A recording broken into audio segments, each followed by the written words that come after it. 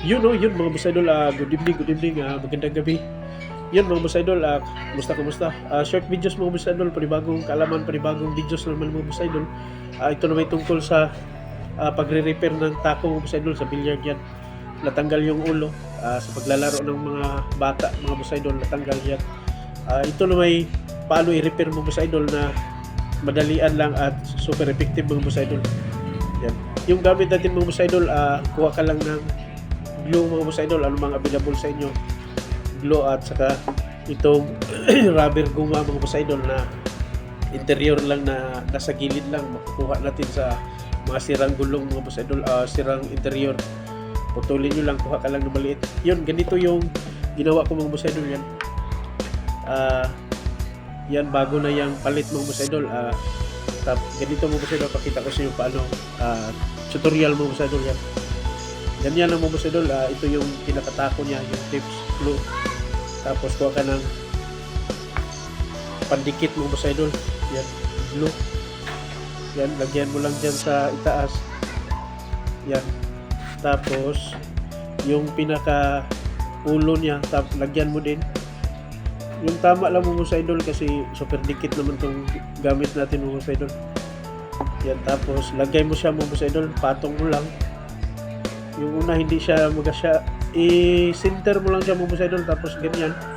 Pag alam mo lang center mga boss idol, yan yung pinaka-rubber niya mga boss idol, takpan lang natin para maganda pa din yung dikit pag gamit ito. Yan mga boss idol, pag ganyan na, kuha ka lang ng rubber, dikit mo lang siya sa taas mga boss idol. Yan, para hindi siya gagalaw mga boss idol, unahin mo dito, yan, bitawan mo siya, tapos yun, ganyan lang mga boss idol, para nasa center pa din siya mga boss idol. Yan, pagkatapos alam mo ba center mga boss idol, check mo lang kung naka center talaga mga boss idol, tapos higpitan mo siya mga boss idol. Yan, i-check mo lang mga boss idol kasi gagalaw yan eh. Yan, gumagalaw yan pag hindi mo siya masyadong na proper gawa mga boss idol. Kung sa tingin mo kulang mga boss idol, ganyan, hindi pa din naka-center, yan. Tapos pag alam ng center mo boss idol, tali mo na lang yan. Yan.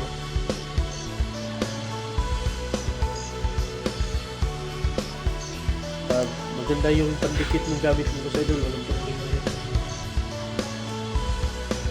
Yun. Yun mga boss idol, ito yung pinalitan natin at inayos at na-repair na ngayon mga boss idol.